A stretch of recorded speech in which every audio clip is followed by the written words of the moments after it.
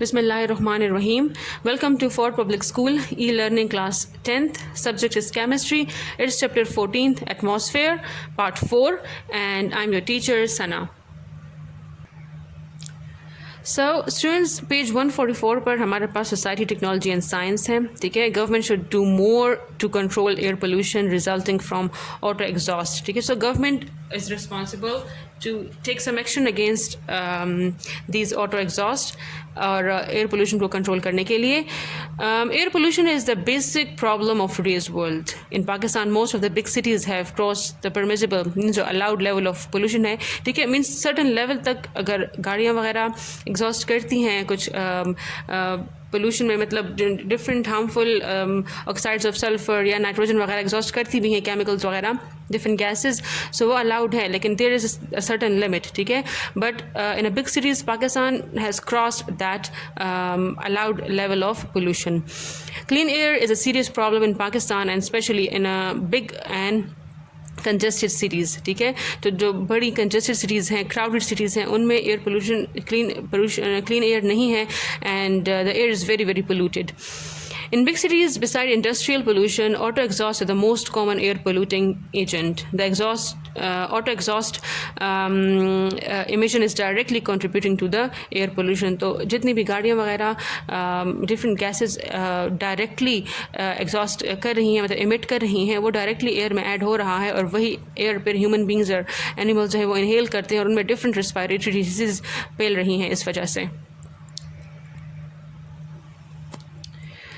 It is not only the duty of the government to control it, but every citizen also should make serious effort to control the auto exhaust emission.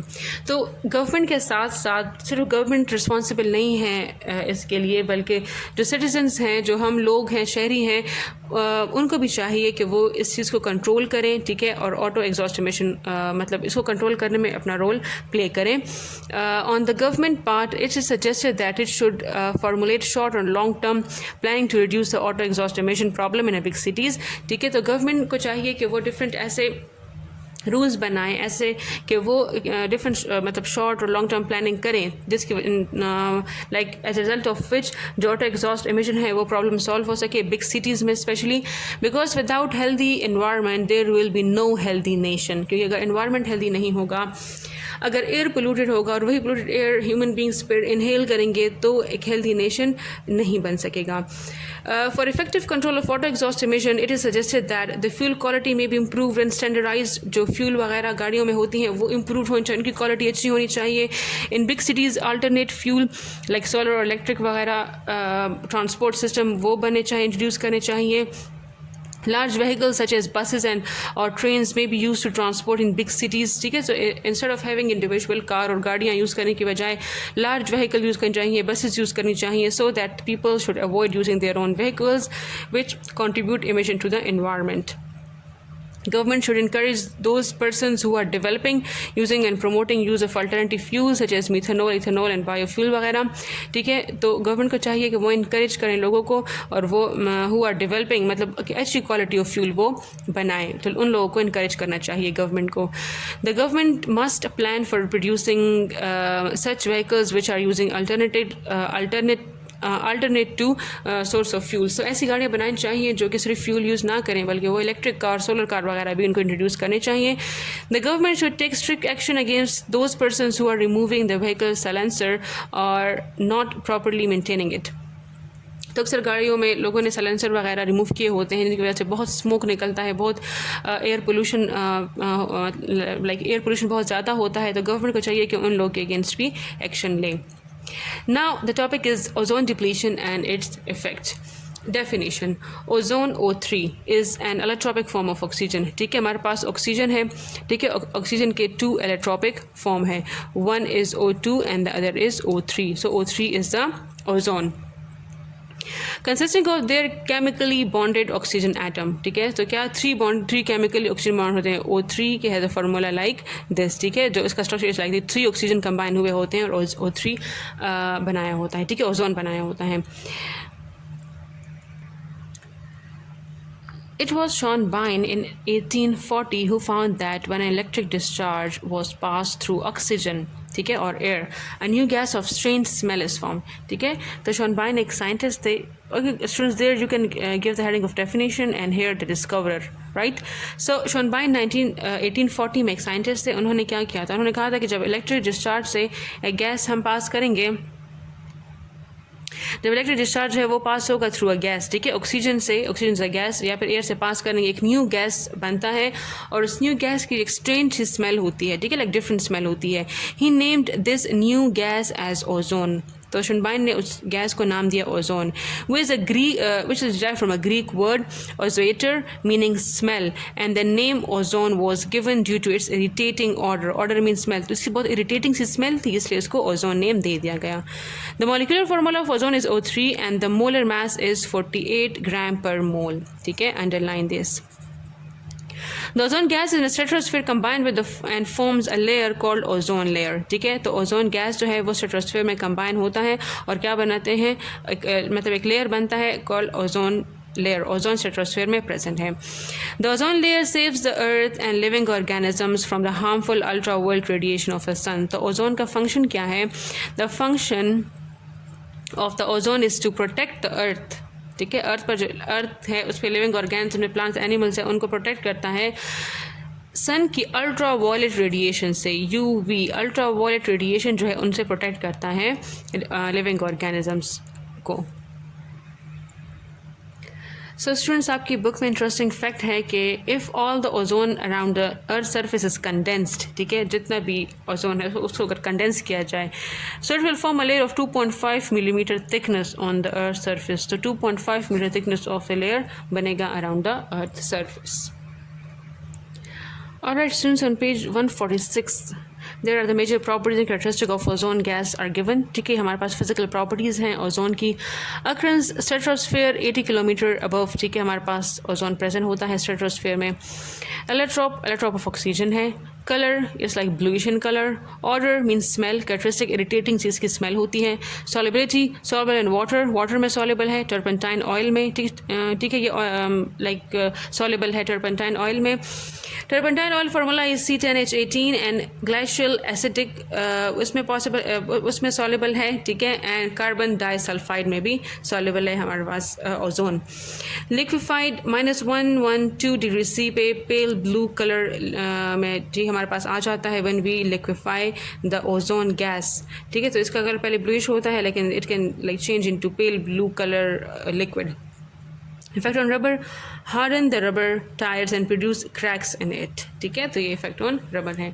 Occurrence of ozone is present in the lower part of the stratosphere, also called ozonosphere, ठीक है। तो stratosphere का वो वाला portion जिसमें ozone present है उसको ozonosphere भी कहते हैं। In the stratosphere concentration reaches to maximum concentration of 10 parts per million. तो 10 पार्ट पर मिलियन की कंसंट्रेशन इंक्रीज हो जाती है।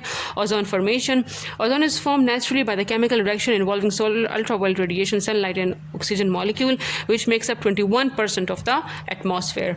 सो O2 गैशियस फॉर्म में जो हमारे पास ऑक्सीजन है अल्ट्रावायलेट रेडिएशन में से पास होती है और हमारे पास O3 बनता है। The formation of ozone is further explained in 2 steps. Step 1 में क्या होता है कि सोलर अल्ट्रावायलेट रेडिएशन जो है वो ब्रेक करता है ऑक्सीजन मॉलिक्यूल को इनटू 2 ऑक्सीजन एटम्स, ठीक है, 2 ऑक्सीजन एटम में like 1 and 2, so we have like 2 oxygen atom हमारे पास बन जाती हैं।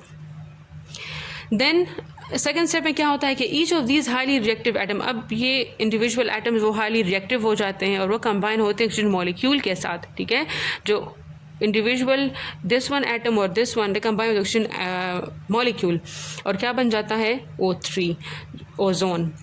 These reaction occurs continuously, like मुसलसल ये हो रहे होते हैं ये reaction whenever ultraviolet radiation is present in the stratosphere। जितना जब भी like ultraviolet radiation present हो stratosphere में तो ये रिएक्शन हो रहे होते हैं। As a result, largest ozone production occurs in the stratosphere region of the atmosphere। As a result क्या होता है कि जो ओजोन है वो largely जो है वो कंपोज होता है या वो बनता है या उसकी प्रोडक्शन होती है stratosphere region of the atmosphere में। स्टूडेंट्स आप लोग की बुक में पेज 147 पे डायग्रामेटिकली शो किया गया है ओजोन फॉर्मेशन, ठीक है। सनलाइट है, ठीक है, लाइक अल्ट्रावायलेट रेडिएशन है, अल्ट्रावायलेट रेज हैं, यूवी रेज, वो जब ऑक्सीजन एटम पे पड़ती हैं, ठीक है, when it falls on oxygen atom तो क्या होता है कि ऑक्सीजन एटम ये स्प्लिट हो जाता है ऑक्सीजन एटम्स में, फिर एटम वो कंबाइन हो जाते हैं O2 के साथ, सिमिलर ये भी O2 के साथ कंबाइन होगा और हमारे पास O3 और O3 ओजोन हमारे पास बनेगा, ठीक है। Ozone layer depletion, The layer of the ozone gas protect us from the harmful ultraviolet radiation of the sun, ठीक है। तो ओजोन जो गैसेस हैं वो अर्थ को प्रोटेक्ट करती हैं from the harmful radiation. The decrease in the concentration of ozone in the stratosphere below its normal or natural level is termed as ozone depletion. Definition of ozone depletion, ठीक है, कि हमारे पास जो ओजोन की जो concentration है जो वो नॉर्मल से या जो नेचुरल उसका जो लेवल है जितना होना चाहिए उससे कम हो जाए तो हम कहते हैं कि this is the ozone depletion. Ozone like depletion means it's getting destroyed. Ozone layer depletion refers to thinning of the ozone layer, mean वो और थिन होता जाता है, which allows the more ultraviolet radiation to reach the earth surface. जब वो thin हो जाता है या उसमें होल्स हो जाती हैं तो फिर अल्ट्रावायलेट रेडिएशन डायरेक्ट सन पर पड़ेंगी, ठीक है, अल्ट्रावायलेट रेडिएशन डायरेक्ट सन पर पड़ेंगी, ठीक है, जिसकी वजह से डिफरेंट डिजीजेस कॉज होती हैं ह्यूमन बींग्स में, प्लांट्स में और एनिमल्स में। The reason in which ozone layer depletes is called ozone hole. जहाँ जिस जगह पर ओजोन डिप्लीट हो जाए या वो ख़राब हो जाए, डिस्ट्रॉय हो जाए, तो उस रीजन को कहते हैं ozone hole. Cause of ozone layer depletion, things that lead to destruction of ozone gas and the ozone layer depletion are the production of emission of chlorofluorocarbon. Part 1 and part 2 में this thing is already explained, this topic like this point is explained कि जो chlorofluorocarbon है इसमें chlorine है, ठीक है, chlorine fluorine carbon. जो chlorine है वो बेसिकली ओजोन को डिप्लीट करता है, डिस्ट्रॉय करता है। It leads to almost 80% of total ozone depletion, ठीक है। तो CFC की वजह से 80% ऑफ ओजोन जो डिप्लीट हो रहा है वो CFCs की वजह से। Beside this many other substances which lead to ozone layer depletion are hydrochlorofluorocarbon, volatile organic compound, ये भी हमारे पास ओजोन को डिप्लीट कर रही हैं, ठीक है। Underline them, these substances are found in vehicular exhaust emissions, by product of industrial processes, aerosols and refrigerators, ठीक है। तो इन सब चीज़ों में ये हमारे पास इमिट होता है, ये गैसेज इमिट होती हैं। All these ozone depleting substances remain stable in the lower atmospheric region, ठीक है। तो ये हमारे पास लोअर एटमॉस्फेरिक रीजन में होती हैं, स्टेबल होती हैं, और ये क्या करता है, ओजोन को डिप्लीट कर रहे हैं। But they as they reach, जब लोअर लेयर में हो तो वहाँ पर ये स्टेबल होती हैं, लेकिन जब when they reach the stratosphere जहाँ पर ओजोन प्रेजेंट है, they are expose to ultraviolet rays, वहाँ पर ये अल्ट्रावायलेट रेज इन पर पड़ती हैं इन हार्मफुल गैसेस पे। This lead to break down and releasing of the free chlorine atom. तो इन गैसेस से फिर फ्री क्लोरीन इमिट होना शुरू, फ्री जो क्लोरीन एटम है वो रिलीज होना शुरू हो जाता है, ठीक है, विच रिएक्ट विद ओजोन गैस। और यही जो क्लोरीन है ये रिएक्ट करता है O3 के साथ, thus leading to depletion of ozone layer. इस वजह से ओजोन जो है वो डिप्लीट हो रहा है। And this whole cycle is explained over here, ठीक है, कि सन रेज पड़ती हैं क्लोरोफ्लोरोकार्बन पे, ठीक है, क्लोरोफ्लोरोकार्बन से क्लोरीन रिलीज़ होता है, क्लोरीन O3 पे एक्ट करता है, ठीक है, और क्या करता है कि O3 को कन्वर्ट कर लेता है O में और O2 में। फिर क्या करता है कि similarly that this cycle goes on and then they react with oxygen, ठीक है, इसे और ऑक्सीजन भी रिलीज़ कर लेता है, मतलब रिमूव कर लेता है। The chlorine atom and the oxygen atom join to form chlorine monoxide molecule, ठीक है। तो एक तो फिर क्लोरीन मोनोऑक्साइड मॉलिक्यूल बन जाएगा। Once free the chlorine atom is off to attack another ozone molecule and begin the cycle again. फिर क्या करेगा कि ये जो क्लोरीन मोनोऑक्साइड है ये ऑक्सीजन से रिमूव हो जाएगा and it will be set free again. ये साइकिल रिपीट करेगा and this cycle goes on, means it will continue on destroying the ozone layer, ठीक है। समरी यहाँ पर गिवन है कि CFCs हैं, अल्ट्रावायलेट रेडिएशन में पड़ती हैं, क्लोरीन रिलीज होता है, ठीक है, then chlorine reacting with ozone तो क्लोरीन मोनोऑक्साइड बनता है, chlorine monoxide again break down होगी chlorine and oxygen is set free and this cycle goes on. Ozone layer depletion due to nitrogen oxides, ठीक है, जो ऑक्साइड्स ऑफ नाइट्रोजन है उनकी वजह से अब कैसे ओजोन डिप्लीट हो रहा है। पहले हमने CFCs की वजह से किस तरह डिप्लीट हो रहा है वो पढ़ा। नाउ अब ऑक्साइड्स ऑफ नाइट्रोजन किस तरह ओजोन लेयर को डिप्लीट कर रहा है, ठीक है, like how they are depleting. So 3 types of oxides of nitrogen are found in the atmosphere: nitric oxide NO, N2O nitrous oxide and NO2 nitrogen dioxide. 3 of them are contributing in depletion of the ozone layer. These oxides may react with the ozone photochemically and cause its depletion. ठीक है, जो NO है nitric oxide, ठीक है, वो उस पर जब अल्ट्रावायलेट रेडिएशन पड़ती है सो लाइक NO रेडिकल बनता है, then combine with the O3, ठीक है, और O3 से O2 like it will take one oxygen, so nitrogen dioxide बन जाएगा और ऑक्सीजन को डिस्ट्रॉय करके it will change into oxygen molecule. Then ozone layer depletion due to atomic nascent oxygen, ठीक है, नेसेंट मीन जो न्यूली फॉर्म्ड या newly bond oxygen जो होता है. The atomic oxygen is produce by the following reaction. O2 जब उन पर जब उन पर रेस पड़ती हैं तो वो 2 ऑक्सीजन एटम में कन्वर्ट हो जाता है. एटॉमिक ऑक्सीजन मॉलिक्यूल से एटॉमिक ऑक्सीजन बन जाते हैं. This atomic oxygen is very important and consume about 18% of the ozone found in the atmosphere, ठीक है. तो ये जो है ये बहुत इंपॉर्टेंट है, ये एटॉमिक ऑक्सीजन, और ये क्या करते हैं 18% ऑफ ऑक्सीजन ओजोन को कंज्यूम करते हैं. O3 जो है वो पे रेट करता है ऑक्सीजन एटम के साथ और 2 ऑक्सीजन मॉलिक्यूल बन जाते हैं.